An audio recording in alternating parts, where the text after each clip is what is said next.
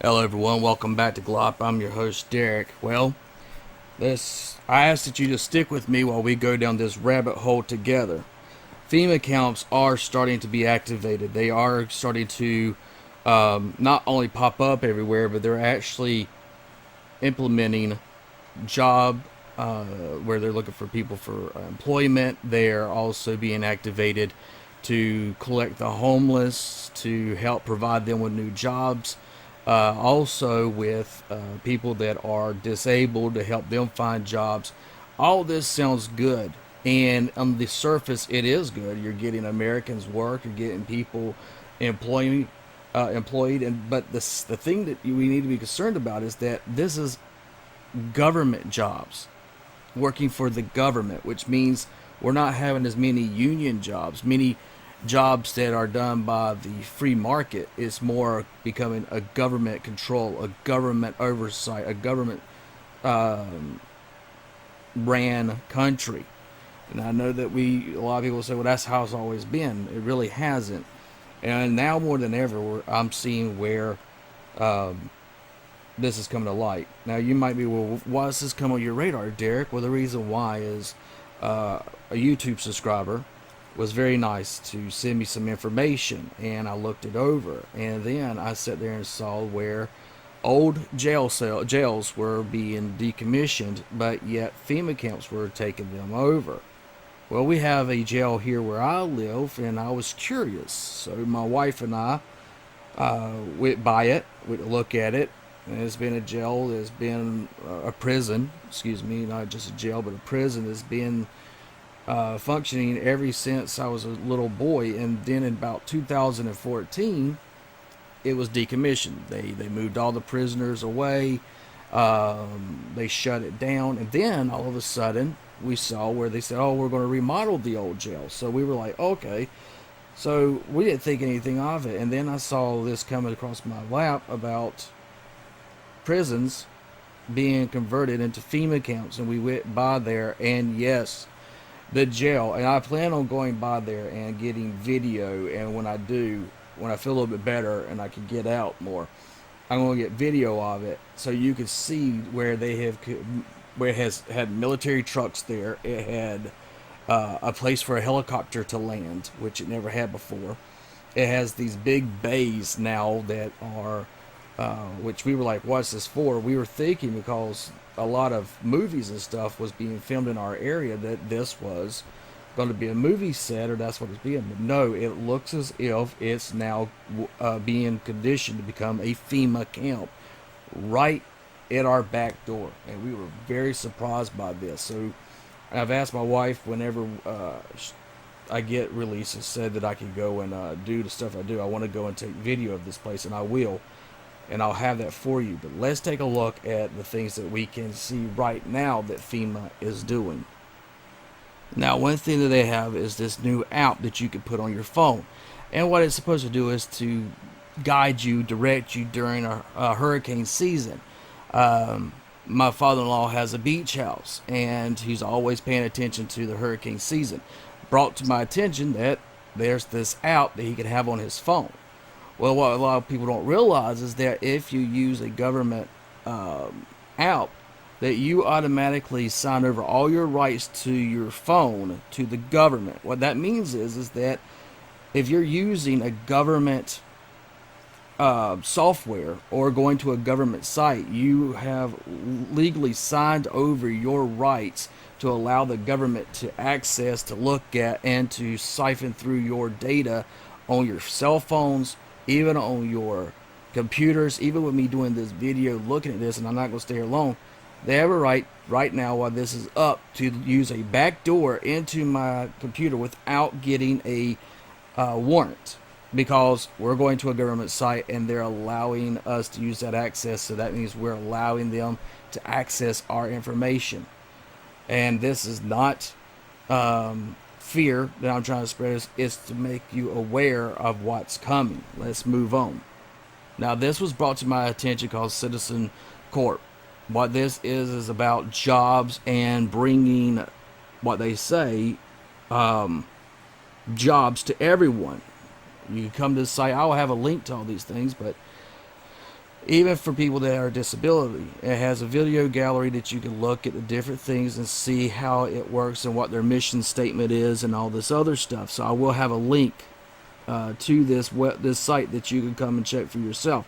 Now, what's being brought to my attention is that this has been secretly activated just recently, primarily for the summer. Matter of fact, it's really being given full swing, especially after the events that took place in Orlando.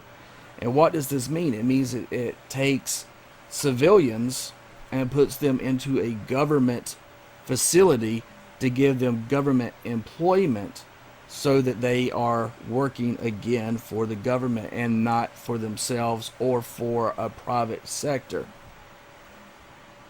The other thing I want to bring to your attention is this is the FEMA camps. Now, what are the FEMA camps? You could just type into Google, you could look at what I have here, you could look through all this stuff. But the thing that stood out to me was people also ask how many FEMA camps are in the United States. So let me highlight this for you. Right here, FEMA and the REX 84 program, there are over 600 prison camps in. Now, you hear what they called it? Prison camps in the United States. All fully operational and ready to receive prisoners. They're all staffed and even surrounded by full-time guards. But they are all empty. Now, wait a second. I thought FEMA camps was supposed to be where we took people during a hurricane or a natural event that sits there and takes them where they can't be in their homes because they've been evacuated. I thought these camps were designed to just put people in these camps to get ready to go back into their homes. But the thing is that it's being called for prisoners and prison camps. So does that mean that American citizens that get rounded up and taken to these FEMA camps are prisoners without going through the courts, guilty to be proven innocent, or guilty and never being proven innocent ever again? Is that what we're looking at here? Now, I'll have a link to this, but this is gives you the information about the FEMA and the REX 84 program. It's got a lot of information that you can siphon through, look for yourself. Also, do your own research and see what you find about the FEMA camps. The other thing that got me was the fact that we've all seen the FEMA coffins, which this website here goes into detail about. But as you see, heading to Chicago, we've seen a lot about Chicago lately in the news, and no one really knows why. Well, all of a sudden you're having all this video being released to the people in Chicago about the police brutality, and that they believe that with this going through with the police brutality, that there's going to be a riot that would take place, and they're already getting ready to go into having these FEMA coffins, maybe even orchestrate or start civil unrest there and let it start spreading everywhere. And then we will have what we've already seen, talked about, martial law, and then Obama does not have to leave office. But I will have a link to this here too for you to read, to siphon through and see all the information, see where they're located. Matter of fact, let me see if I can just play this for you. Throughout the country. These may be facilities currently being used as prisons, such as those you saw earlier, or prisons that are being built supposedly in the name of the war on drugs, or facilities that have other uses but which could be quickly used to detain large numbers of people, such as this Amtrak facility in Beech Grove, Indiana. We're standing now in the main parking lot, which doesn't look too sinister. At this level, it is a very large parking lot, fenced on all sides by fence topped by barbed wire. It also has these electronically operated turnstiles.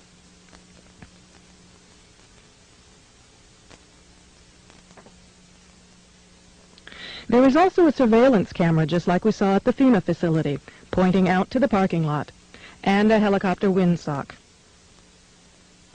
All of these apparent security measures are particularly unusual here, because this is a very low crime area, and this facility is nothing but an old train repair station with nothing in it worth stealing. In this portion of the parking lot is a brick building, suitable for processing, next to a gate that leads right out to the railroad tracks, and all of this is contained inside a fully fenced area, now 3 layers deep in fencing at this point. This U.S. Air Force train indicates federal and military involvement.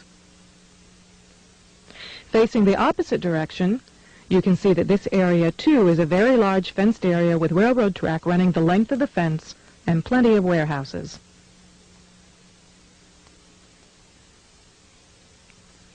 This facility was supposed to have closed in June of 1993, yet instead several $1 million in federal funds have been spent on supposed renovations over the past 2 years. Helicopter windsocks and markers are evident throughout the property. This small building is the only way into a particular fenced area. Inside this building, we see more of the motion-activated detectors, electronic turnstiles, and prison bars.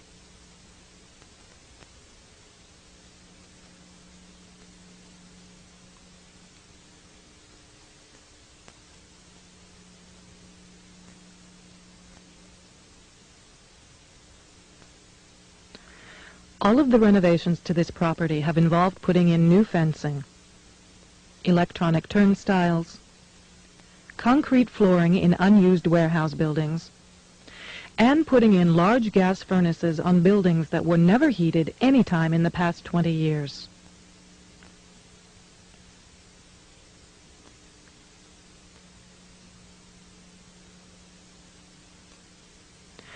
Outside this building is fencing and a cattle run section of fence, all topped by barbed wire, pointing inward, not to keep people out, but to keep people in. This was common throughout the facility, particularly the new fencing that had been erected.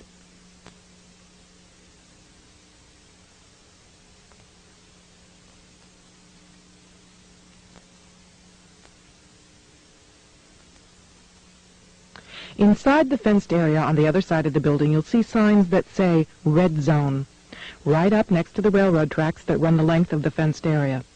Next to the Red Zone sign, you can see closely numbered markers on the fences that are too closely spaced to be parking markers, just as if they plan to have people line up to board the trains.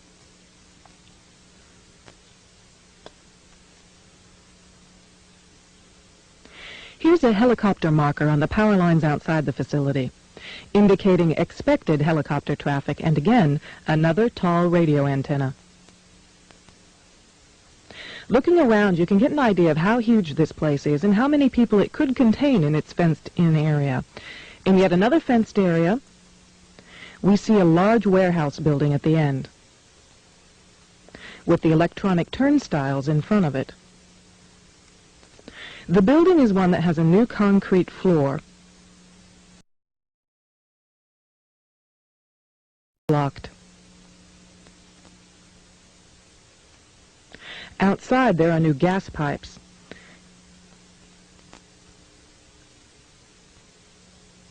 Even as we were filming, a black helicopter flew over us, observing what we were doing, which has happened many times when we have been at the facility.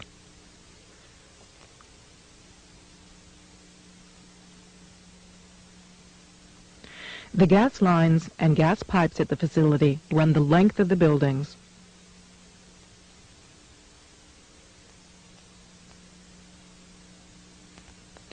And come out at some very, very large, brand new furnaces that have been installed at the buildings throughout the facility.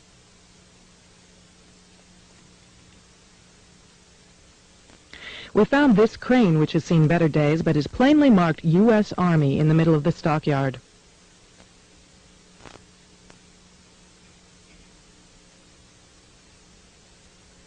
We found other fully working military trucks and equipment here at other times.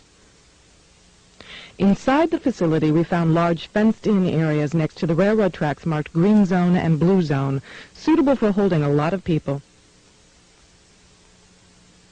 Many of the old warehouse buildings have had new concrete floors put into them. Unused sections of railroad track have been dug up and replaced, and from the supplies in the stockyards, it is obvious they will be doing even more construction and fencing.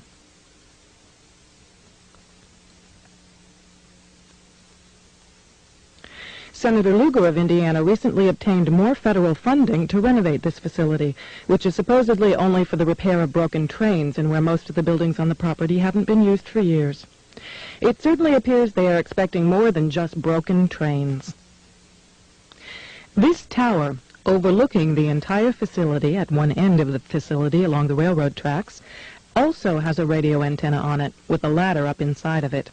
It would make an excellent watchtower.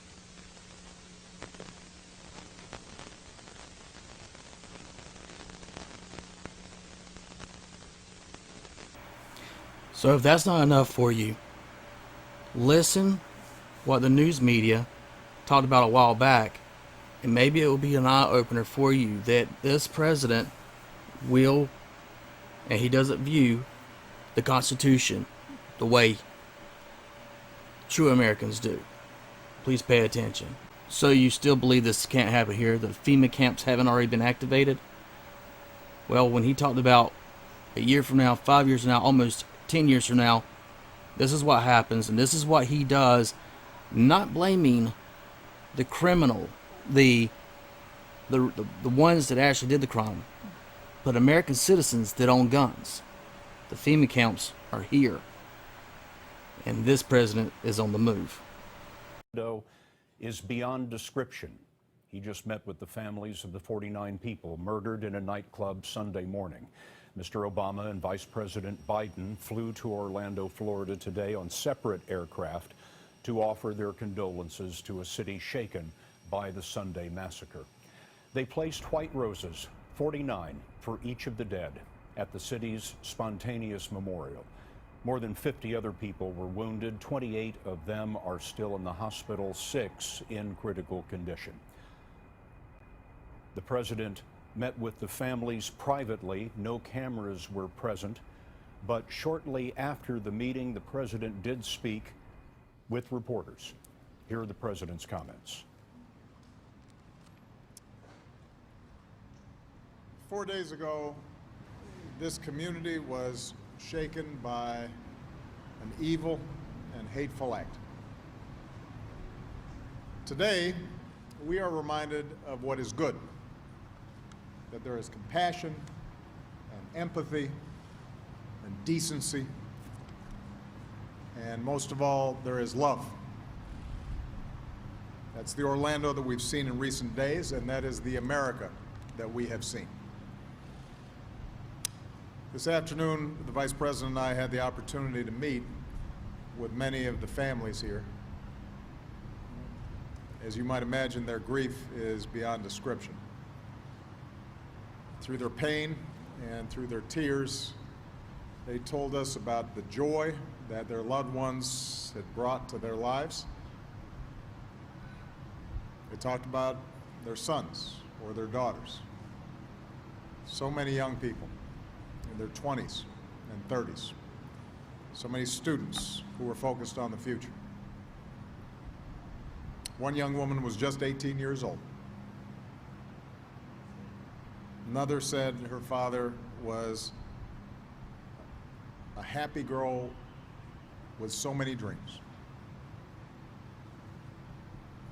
There were siblings there talking about their brothers and their sisters and how they were role models that they looked up to. There were husbands and wives who had taken a solemn vow. Fathers and mothers who gave their full heart to their children. These families could be our families. In fact, they are our family. They're part of the American family. And today, the Vice President and I told them on behalf of the American people that our hearts are broken too, and that we stand with you, and that we are here for you, and that we are remembering those who you loved so deeply. As a nation, we've also been inspired by the courage of those who risked their lives and cared for others. Partners whose last moments were spent shielding each other, the mother who gave her life to save her son, the former Marine whose quick thinking saved dozens of lives. Joe and I had the chance to thank Mayor Dyer, Chief Mina, Sheriff Demings. All have responded in heroic ways. The outstanding police and first responders who were able to, through their professionalism and quick response, rescue so many people. We also owe a tremendous debt of gratitude to all the doctors and all the nurses who have worked day and night to treat the injured, save lives, and prevent even more anguish. As one of the doctors here said, after the worst of humanity reared its ugly head, the best of humanity came roaring back. Let me get that quote more precisely. After the worst of humanity reared its evil head, the best of humanity came roaring back. Now, if we're honest with ourselves, if in fact we want to show the best of our humanity, then we're all going to have to work together at every level of government, across political lines, to do more to stop killers who want to terrorize us. We will continue to be relentless against terrorist groups like ISIL and Al-Qaeda. We are going to destroy them. We are going to disrupt their networks and their financing and the flow of fighters in and out of war theaters. We're going to disrupt their propaganda that poisons so many minds around the world. We're going to do all that. Our resolve is clear. But given the fact that the last two terrorist attacks on our soil, Orlando and San Bernardino, were homegrown, carried out, it appears, not by external plotters, not by vast networks or sophisticated cells, but by deranged individuals warped by the hateful propaganda that they had seen over the internet, then we're going to have to do more to prevent these kinds of events from occurring. It's going to take more than just our military. It's going to require more than just our intelligence teams. As good as they are, as dedicated as they are, as focused as they are, if you have lone wolf attacks like this, hatched in the minds of a disturbed person,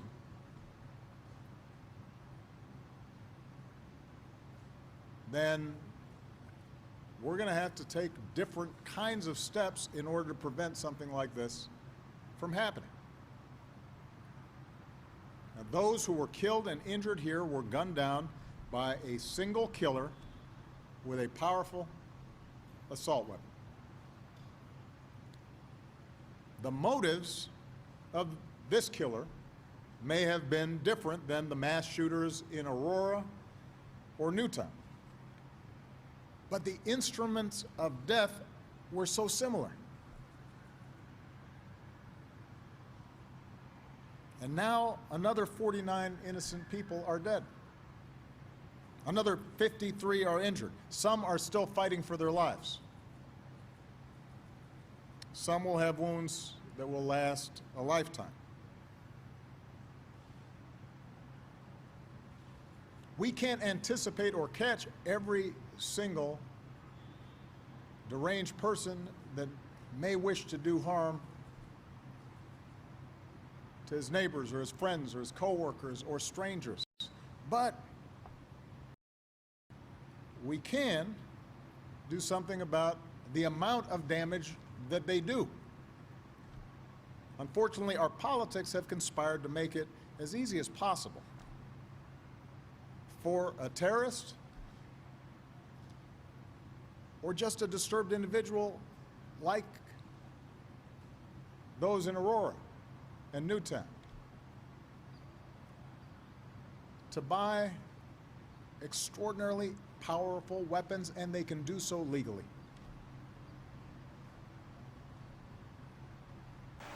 So for those of you that don't believe that this is not being orchestrated, that this is by circumstances, by a coincidence, that he's not going after the sick individuals that do these things, if these things are even being done.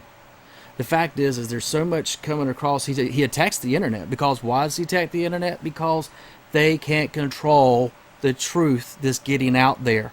Seeing that certain people show up at these different events and it looks staged. Then it turns around and he causes a lone wolf attack, which there's evidence that shows that there was, when the calls came in, there was 2 shooters and then it went to 1 shooter and the doors were locked.